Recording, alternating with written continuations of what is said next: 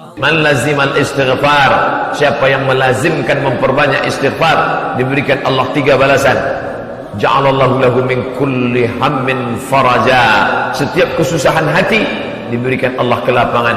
Waling min kulli dhiqin makhraja, dalam setiap kesempitan diberikan Allah jalan keluar. Siapa yang tak punya masalah dalam hidup ini, masalah hidup diberikan Allah kelapangan dengan memperbanyak istighfar. Wa razaqahu min haitsu la yahtasib, diberikan Allah rezeki dari jalan yang tidak disangka-sangka. Berapa kali kita beristighfar? Nabi istighfar sedikit saja, astagfirullah, astagfirullah, astagfirullah. Tapi sesungguhnya ditambah lagi di tempat yang lain. Wallahi demi Allah, inni la astaghfiru ila rabbi wa atubu ilaih. Aku beristighfar, mengagungkan Allah, bertaubat kepada Allah 100 marrah, 100 kali sehari semalam. Ini hadis muskil, problem, masalah. Kenapa Nabi beristighfar sampai 100 kali? Padahal Nabi itu maksum, tidak berdosa. Kalau kita beristighfar, ya beristighfar karena berzina, beristighfar karena minum khamar, beristighfar karena makan riba, beristighfar karena buat dosa. Nabi tidak berdosa, Nabi maksum. Kenapa Nabi beristighfar?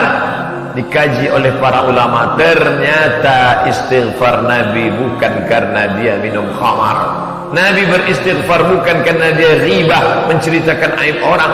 Nabi beristighfar bukan karena dia makan haram. Nabi beristighfar bukan karena dia buat zalim.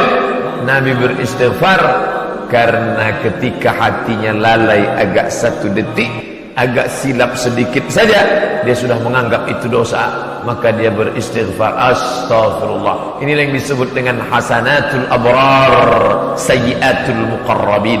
Baik menurut orang baik-baik, buruk menurut orang yang sudah dekat kepada Allah Subhanahu wa ta'ala. Gara-gara pakaian bagus, cantik, lupa kepada Allah, astaghfirullahalazim. Gara-gara anak yang lucu, cucu yang baik, anak menantu kumpul bersama, ini baik, tak salah. Tapi bagi orang yang sudah sampai pada tingkat muqarrabin, dekat kepada Allah, hasanat, baik menurut orang baik-baik, sayyiat, buruk menurut orang yang sudah sampai dekat kepada Allah Subhanahu wa ta'ala. Maka dia minta ampun, astaghfirullah, mungkin aku lalai kepada Allah, mungkin aku silap, mungkin aku hilap, mungkin aku lupa, astaghfirullah. Orang yang tidak beristighfar sombong, merasa dirinya suci. La tuzakku anfusakum, jangan kau sangka dirimu suci. Maka kita senantiasa merasa diri kita kotor.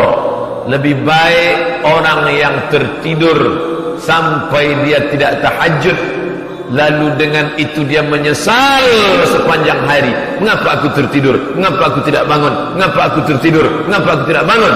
Daripada orang yang tahajud sepanjang malam, lalu setelah itu dia sudah merasa sebagai penghuni surga. Orang lain dianggapnya pelaku dosa, dia saja yang paling mulia di hadapan Allah. Aku yang paling mulia, aku yang paling hebat. Talbis iblis.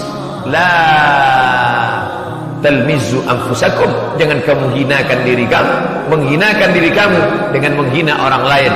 Karena kita sesungguhnya adalah nafsun wahidatun, satu jiwa. Kita merasa diri kita hina, kotor. Apa kata Umar ibnul Khattab radhiyallahu anhu, ketika engkau lihat anak kecil, engkau merasa dirimu lebih hina dari anak kecil. Kau masih kecil. Kalau Allah panjangkan umurmu, amalmu lebih banyak daripada aku. Engkau masih kecil, dosamu belum ada, sementara aku sudah bergelimang dosa. Nampak orang tua, oh pak tua, oh makcik tua, engkau amalmu banyak, aku belum tentu umurku panjang seperti umur engkau. Nampak orang kafir, kau memang saat ini kafir, tapi kalau Allah berikan hidayah kepada engkau, sejak ini engkau menjadi orang yang beribadah kepada Allah. Amalmu diawali dari nol. Semua orang yang beribadah kepada Allah mu'allaf, maka amalnya semuanya diawali dari nol. Sedangkan aku sudah Islam dari sejak kecil, akil balik 10 tahun, 20 tahun, 30 tahun, 40 tahun, sampai 60 tahun, 70 tahun. Amalku belum tentu banyak, tapi aku sudah bergelimang dosa. Tak pernah terlintas di hatinya merasa besar, merasa kerdil kecil di hadapan Allah Subhanahu wa ta'ala.